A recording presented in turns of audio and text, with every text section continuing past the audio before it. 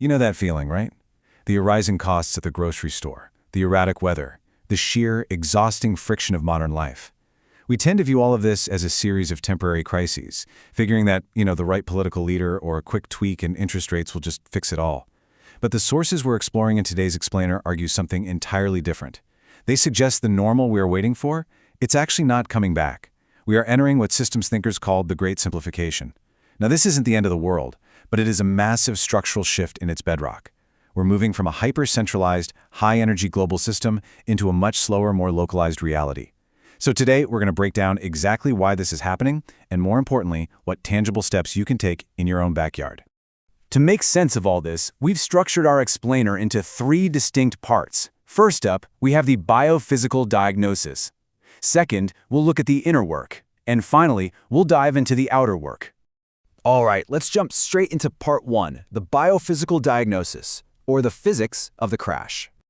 To really grasp the vulnerability of our modern civilization, we have to realize something pretty fundamental.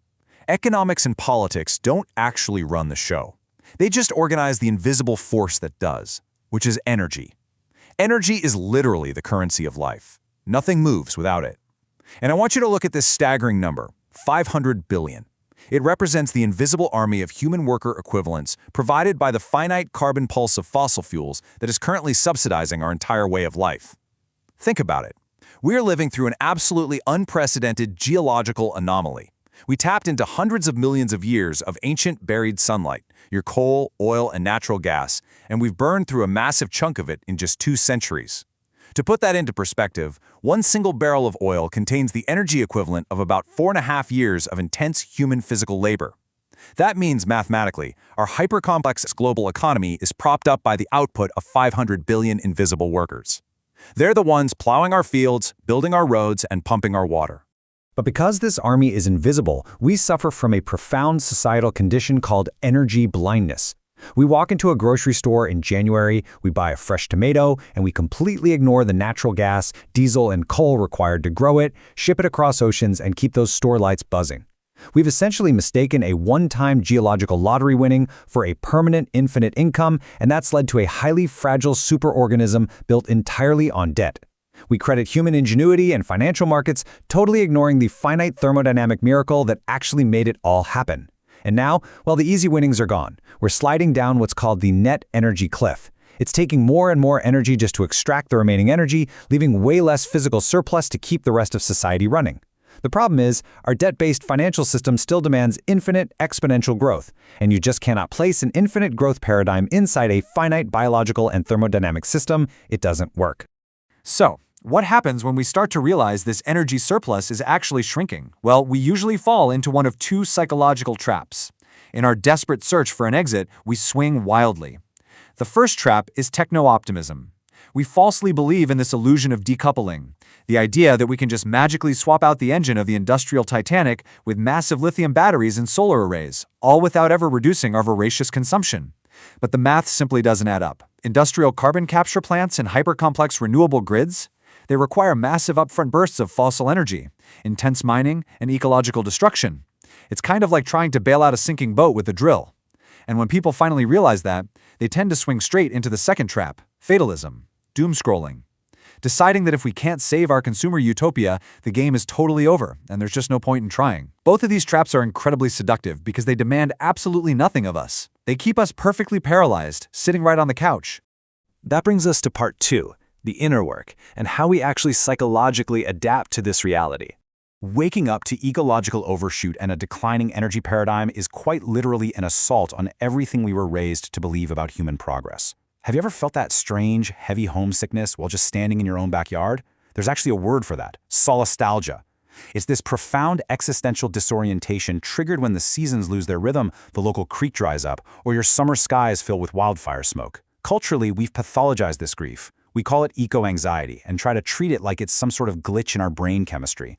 But our sources argue powerfully that this pain is actually a direct measure of your love for the world. If you're feeling this mental fatigue or ecological grief, it is not a pathology. It's a completely sane, biologically appropriate sign that your nervous system is working perfectly. To feel this distress means you haven't successfully numbed yourself out. It means your sensors are alive and well. Now, on the flip side of that grief is something we call hopium. Hopium is essentially waiting for the band on the deck of the Titanic to play a jauntier tune. It's completely passive. It's the expectation that some external force, a political leader or an undiscovered tech, will miraculously solve our predicament so we don't have to do anything. We absolutely have to abandon this dangerous sedative. Instead, we need to treat hope as a rigorous daily practice to prevent emotional burnout during civilizational descent. To survive this, we need a heavy-duty tool for our internal emotional manifold. We need to transition to a post-doom worldview. That means accepting that the era of the endless summer is over, dropping the superhero-savior complex, and deciding to prioritize actions that are pro-future and soul-nourishing, regardless of the macro trajectory of the world. And that perfectly tees up the Active Hope spiral. Think of this as a 4-step operational protocol to keep you from burning out. Because Active Hope, it's a verb. Step 1, ground yourself in gratitude. This gives you the psychological buoyancy you need before facing some really harsh truths. Step 2, honor your grief and that solastalgia we just talked about. Acknowledge that the ship is sinking so you can finally stop trying to fix its plumbing. Step 3, see with new eyes. Shift away from a mechanical, human-centered worldview to a living system perspective. Remember, you are a part of nature, not apart from it. And step 4, go forth. Match your deep joy with the world's deep need by engaging in very specific, community-level restorative projects. Which leads us to our final section, Part 3, the outer work. It's time to launch the lifeboats. Okay, so we can't stop the industrial Titanic from hitting those thermodynamic icebergs, but we absolutely can build lifeboats right where we live. For a century, we've treated water as an engineering problem to be solved with velocity. We've straightened rivers, paved over wetlands, and basically turned the living skin of the earth into a hardened shell. This is what we call the drain. Water hits the ground, gathers speed, drags topsoil and pollutants with it, and just rushes away. The result? We find ourselves trapped in a violent whiplash between catastrophic floods and punishing droughts. To survive the Great Simplification, we have to bend that linear arrow back into a circle. We have to transform our landscape from a drain back into a sponge. It turns out this living matrix is quite literally our premier survival technology. Healthy soil is not just dead dirt, it's a sprawling biological cathedral that is roughly 50% air and water. Plant roots pump liquid carbon down into the earth, which feeds massive, invisible webs of fungi called mycelial networks. These fungal threads act like microscopic rebar. They bind soil particles together and prop open physical pockets of space. Get this, for every 1% increase in soil organic carbon, a single acre of land can hold an additional 20,000 gallons of water. When rain hits a healthy soil sponge, it doesn't just run off, it sinks in, it recharges aquifers, and it allows deep-rooted plants to sweat moisture back into the air, literally air-conditioning local heat waves. So how do we actually do this? Well, you don't need a 1,000-acre ranch to start. A standard American suburban lawn is essentially a miniature drain. It's got shallow roots, it's chemically sterilized, and heavily compacted. But you can rebel against this system right now. First, stop the bleeding.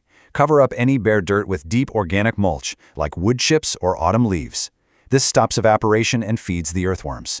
Next, observe the water on your property. Instead of piping your gutters straight to the street, redirect them into shallow swales or rain gardens to slow, spread, and sink that water. Finally, change the biology. Ditch the thirsty turf grass and build a vertically stacked food forest. Plant root crops, ground covers, berry bushes, and canopy fruit trees. Their deep roots will literally punch right through compacted soil, acting as biological plows.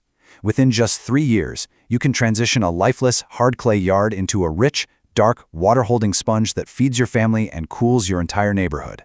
Ultimately, by physically healing the earth beneath your feet, you fight back against despair with tangible, real-world action. Look, when you stare at macro crises like global aquifer collapse and energy descent, it's so easy to just freeze up. But the soil sponge? It doesn't require a global consensus or some massive billion-dollar subsidy. It just requires local, attentive stewardship. By taking the active hope we discussed today and actually applying it to the soil beneath you, you are engaging in the most practical, active rebellion possible. You are building the foundation for whatever comes next. The age of the endless summer might be over, but the work of building local resilience is really just beginning.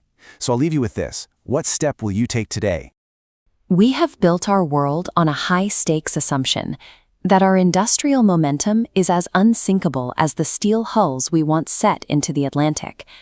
But the elephant in the room has grown too large to ignore, moving out of our private shadows and into the center of our lives. This is the meta-crisis. the tipping point where the stories of endless growth collide with the physical limits of our planet. The Lifeboat Mini Course is your immediate, structured transition, a free 5-day journey delivered to your inbox to transform global anxiety into local resilience. Day 1 begins with an audit of the invisible, the energy and water systems you rely on every hour, yet rarely ever see. Day 2 forces a change in your geographical lens, challenging you to locate your true home within your watershed and local bioregion. You won't navigate this terrain alone. You will receive daily study guides and synthesized patterns designed to cut through the noise and reveal the architecture of change. Day 3 asks you to practice active hope in a world facing ecological overshoot. Day 4 introduces the demanding standard of revolutionary love. By tracing the water back to your neighbor's tap, you move beyond the narrow walls of self-help and into the expansive, interconnected practice of systems health. The climax arrives on Day 5 with the introduction of a specific framework for your future, the 9x21 harvest. Who is your mutual guiding spirit in this transition, and which 9 things will you choose to do? Stop waiting for the headlines to crush you. Sign up for the Lifeboat Mini Course now. Access your Day 1 materials immediately and join the community hub where the next story of our world is already being written. You can remain tied to the illusion of a collapsing global credit card, or take this course to begin building real systems health today. The Earth is tired of the lie. It is time to dance with the truth.